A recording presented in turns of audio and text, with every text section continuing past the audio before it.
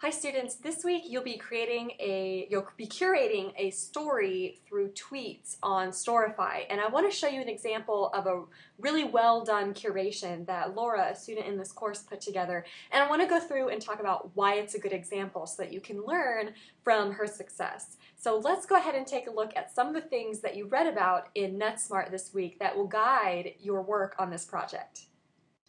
In NetSmart this week, you read some advice from Robin Good about what kind of attributes a good curator has. He named 3 attributes: subject matter expertise, relevance, and trust. So when you're curating on Storify, you need to sort of be an expert in the subject matter. Choose a subject that you know well and that you can understand and learn more about easily.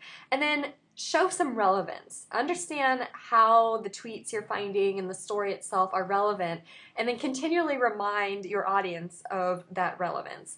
And then finally, you need to earn trust, and you can do that by continually restating your relevance and by using sources that are trustworthy and by showing your sources so that other people reading your article who aren't sure whether they should trust you or not can find your sources and kind of go through the crap detection steps to learn that you are in fact being trustworthy. Good also talks about some steps in the curatorial workflow, and I'm not going to read all of these, but I will put them on the screen just to remind you. And in the example that we're about to look at, you'll see that many of these steps are apparent in the Storify curation. So let's jump over to the Storify curation.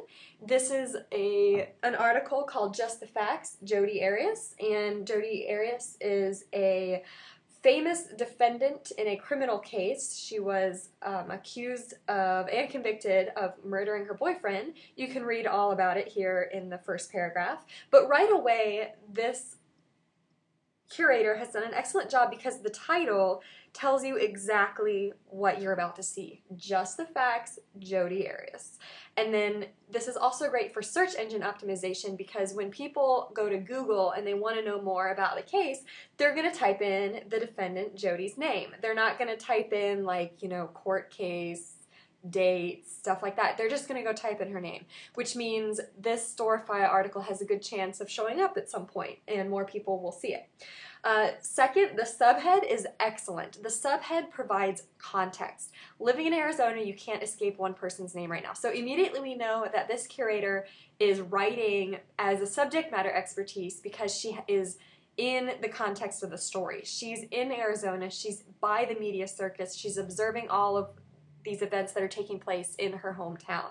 So we immediately get some relevance from her. And then the last sentence of the subhead, with so much information regarding this salacious story, what's fact and what's crap? So immediately the curator tells us what this article is about. So now we know the angle she's coming from, which is the local angle, and then we know what she's going to tell us. What's fact and what's crap. So we can assume that by the end of this article, we'll know the difference between fact and crap as it relates to this famous trial. Now, again, more contextualization, more relevance. The author or the curator here begins by writing the backstory. So if you missed it, if you sort of know about the case, but you don't know the details, they're all right here in the very first paragraph. So great context right away. And then I thought this was really clever. The second piece of the article, the curation, I'll probably use those words interchangeably, is a photo. So for people who are very visually oriented, they have a short paragraph to read and then there's this photo to kind of draw them in visually. So that, I think, was an excellent decision on the curator's part. And then again, just some more backstory in case you missed it. Arias was convicted, and you just learn more about what happened. This is an excellent paragraph. Living in the Valley of the Sun, you can't escape the trial. People in my office have one screen on their Excel document and the other on the trial's live streaming. So here we get more relevance, more contextualization, and also we start to see the curator's voice come in. This is not sort of a sterile, 100% fact-based presentation.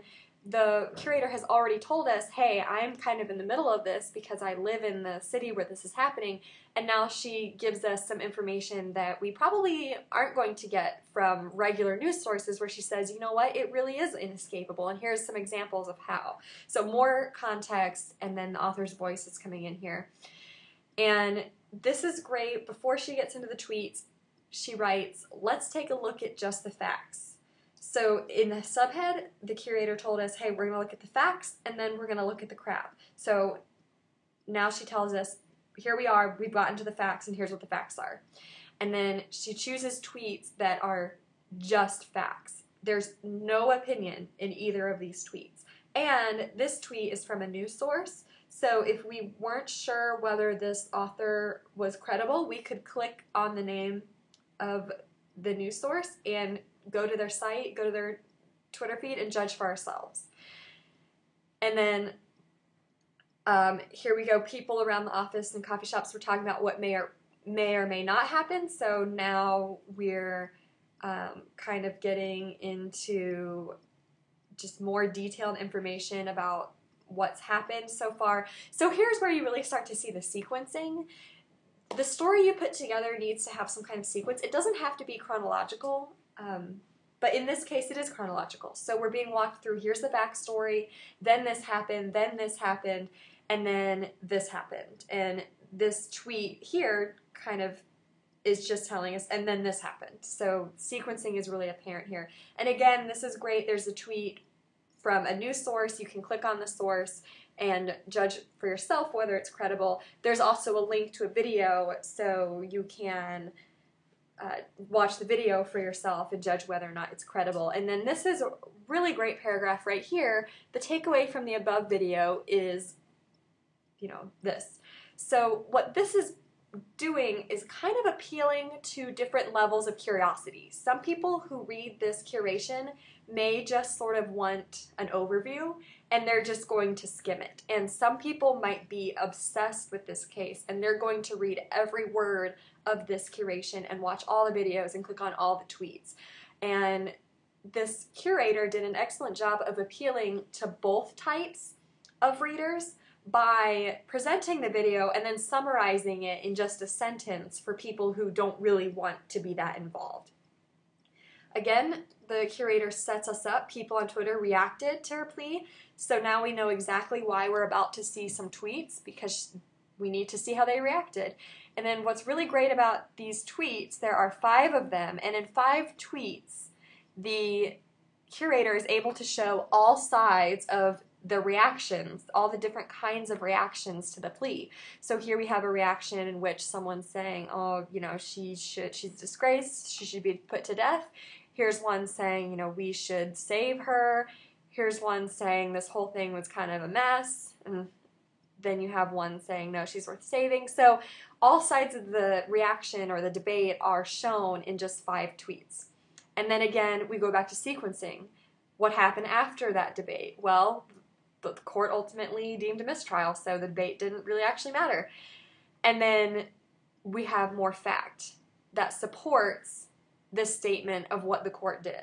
And again, they're from news sources, so they look pretty trustworthy, and if we want to check the credibility ourselves, we can click through to those news sources' sites and videos and judge for ourselves. So now these tweets are just showing the facts. And then again, more context. Okay, so now that that's happened, jurors are flooding the news media, and people on Twitter don't seem to mind. And then we have some tweets showing that they don't seem to mind. But then now we have to present the other side, right? Well, maybe not everyone. So here's some tweets showing people who don't fit into that category. So again, the curator's just doing a great job of balancing everything. She's showing both sides of the debate on Twitter, and she's using fact when facts are needed and showing people's opinions as reactions so that we know that they're opinions and not fact. And then we just have more of that, more people, talking about it. Well, this is a great sentence. Until then, it'll be interesting to see if the gossip and fascination surrounding the case will continue. This is great because then we have tweets that are all about gossip. So here's the crap that the author promised, right? In the subhead, she said, we're going to separate fact from crap. So we went through fact, we looked at facts about the debates, and now we kind of have gotten to the crap. And the last tweet is brilliant. I'm so behind. What's the Jodi Arias gossip tonight? To us, you know, that just reiterates that there's some crap surrounding this trial. So Just the Facts was the title. We got Just the Facts, but now we're being shown a little bit of what the crap is, and we can see the crap through these tweets, and if we wanted to, we could follow these tweets to the original conversations, and we could sort of immerse ourselves in the crap, but now that we have the facts, we can judge what we're seeing in these tweets. So I thought this was just a really great example of using Storify. The author did everything that a good curator does, had subject matter expertise, and explained her expertise and why she felt that she was qualified to talk on this subject. She created relevance. She earned your trust by using factual sources and labeling them as factual, and then using gossip and labeling it as gossip, so you knew that she wasn't trying to like pull the wool over your eyes or anything. And then she did many of the steps in the curatorial workflow. She used her crap detection to figure out what was true and what wasn't true. So she verified. She did a lot of contextualization. She gave you backgrounds on everything you needed backgrounds on. The title was great for SEO and also just for telling you what was going to happen. She included her own voice.